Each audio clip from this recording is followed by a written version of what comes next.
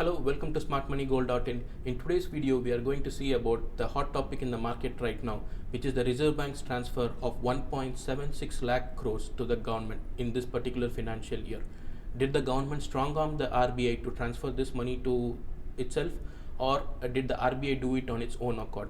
How did they come about this 1.76 lakh crore? What is the reasoning behind that, and what is the math behind this 1.76 lakh crore transfer?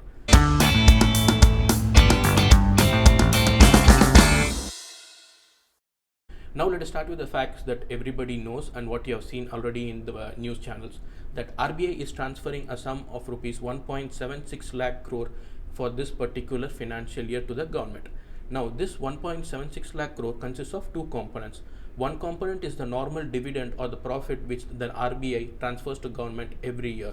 Say for example, in the past years you can see that the RBI has transferred close to 68,000 crores, 50,000 crores in the past. But this particular financial year, the Reserve Bank is transferring a total sum of 1,23,300 crores and change to the government. The second component is a revaluation surplus, which is a reserve surplus of rupees 52,600 crores is also being transferred to the government. So this 1,23,400 crore change plus this 52,600 crore of reserve transfer is what consists of this total, makes up this total 1.76 lakh crore which the government is going to get. Now let us see these two components in separate. So the one thing is the 1,23,400. What is this 1,23,400 crores? This is nothing but the profit the RBI generated in the previous financial year. RBI, based on doing open market transactions, foreign currency swap, also supporting the currency in the open market, generates profit every year. And in this particular year, it has generated amount close to 1,23,400 crores. Now, why has this money doubled compared to the last financial year? That is because it is estimated that RBI has created liabilities on its balance sheet, which means that it has created or is going to create new money. And it is estimated that approximately 2.5 lakh crores of new money is going to be created to support this dividend of 1,23,000 crores. The next part, which is the 52,600 crores of money, which is the surplus transfer. So how did they come about this 52,600 crores of surplus? As you know, RBI is a pretty huge entity. The balance sheet of Reserve Bank is estimated to be approximately around 41 lakh crores rupees. Of this 41 lakh crore rupees, it maintains something called as economic capital, which is the money which it can quickly convert it into cash if needed. This economical capital consists of two parts. It's more like 4 or 5 parts, but the majority is made up of two parts, which is the gold and currency revaluation reserve and the contingency fund. This gold and currency revaluation reserves is nothing but what the RBI holds money as foreign currencies like dollars, yen, and how much it has appreciated compared to the cost at which they bought them. The contingency fund is more like a rainy day fund which we put aside for use during trouble times. So this contingency fund is something which is accumulated over 20-30 years. If you see for this particular financial year, the gold and revaluation fund of RBI is close to 7.1 lakh crores and the contingency fund is close to 2,78,000 crores approximately. So if you add both of these together and the other miscellaneous funds which the RBI has, it is estimated that the Reserve Bank has close to 10.4 lakh crores as economic capital for this particular financial year. This contingency fund is something which is created after our Reserve Bank faced the FCNR crisis in 1995. So the Subramaniam Committee was formed in somewhere close to 1997 to make sure that this kind of a scenario does not happen again and RBI maintains sufficient balance to pay its obligations. So this is why the contingency fund was created.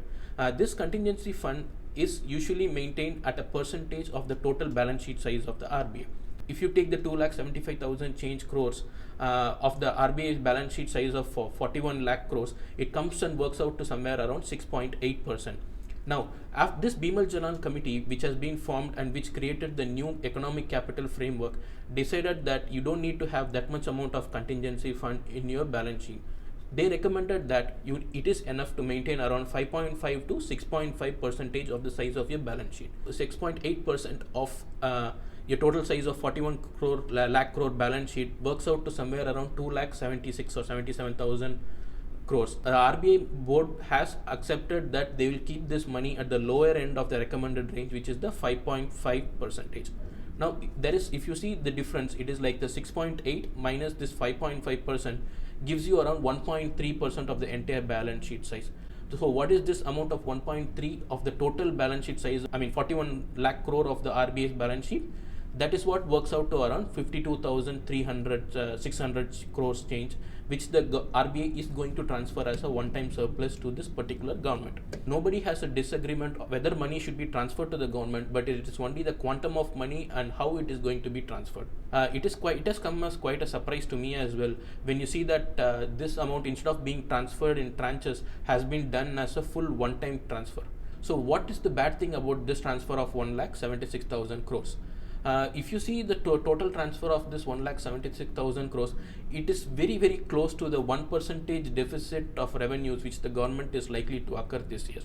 As per the government estimates in the budget, it is estimated that the government will have total incoming revenues of around rupees 17.2 lakh crores approximately, but the actuals which are most likely they are going to realize based on the GST collections and as well as the direct tax collections for this particular year, it is estimated that that is going to be around somewhere close to 50.5 lakh crores. So if you subtract the 17.2 lakh crores from this 15.6 lakh crore, which is the actual revenue, the government is actually going to face a 1.7 trillion rupees of deficit in this particular year in its revenue. So this 1.7 trillion rupees is going to be the deficit between the estimated revenue and the actual revenue which the government is going to face. Now if you take that with 1.76 lakh crore of the money which the RBI transferred, it is almost planning to be equal. The government has set a target of maintaining 3.3% of the GDP as the fiscal deficit. If there is going to be a shortfall of 1.7 trillion rupees, then this affects this balance of 3.3% of GDP. So how can the government use this money of 1.76 lakh crore? The government has already set out agenda to boost the economy based on the booster to the public sector banks by recapitalization. The government has already borrowed huge sums of money for Food Corporation of India from the National Savings Fund. So this National Savings Fund is what runs our PPF and Employee Provident Funds. The government has already made the Food Corporation of India to buy loans from this small savings fund. So it can actually repay some of this debt. It can capitalize the public sector banks, and it can lay out this money for capital expenditure, which will kickstart the already slowing economy of India. But what are the drawbacks of this 1.76 lakh crore transfer? This sets the contingency fund or the emergency risk fund of the Reserve Bank at the base rate of 5.5%. So in case there is going to be any sudden rainy day scenario where we need money, and due to some global economic crisis that the RBI has to support us, 5.5% is an adequate money, but does not give us the cushion. Okay, so that is the first part. The next part is that due to this transfer of 5.5%, the next governments and the subsequent governments are defaultly going to assume, that is what is my expectation, it's that they are going to say that 5.5% as per the Bimal Jalan Committee is what you should maintain. So how does this affect the Reserve Bank? In my opinion, it is not going to affect the Reserve Bank immediately, but it might affect in the long run if there is going to be some economic crisis in the world and which the RBI needs to support. Yes, it does have 5.5% of the money, which is close to like 2.25 lakh crores for this particular financial year, but always some extra money is good to have. So we have to see it in the future how the Reserve Bank handles this deficit in the coming years if there is going to be a crisis. Okay, hoping that this video was useful and you should have some of your questions answered. If you like to watch more videos like this related to mutual funds, economics, insurance, stock market investing, please do let us know in the comments below. Subscribe to our channel, hit the like button if you like this video, and do share it with your friends so that they also understand what is happening in the country. Until next week, I see you. Take care. Bye.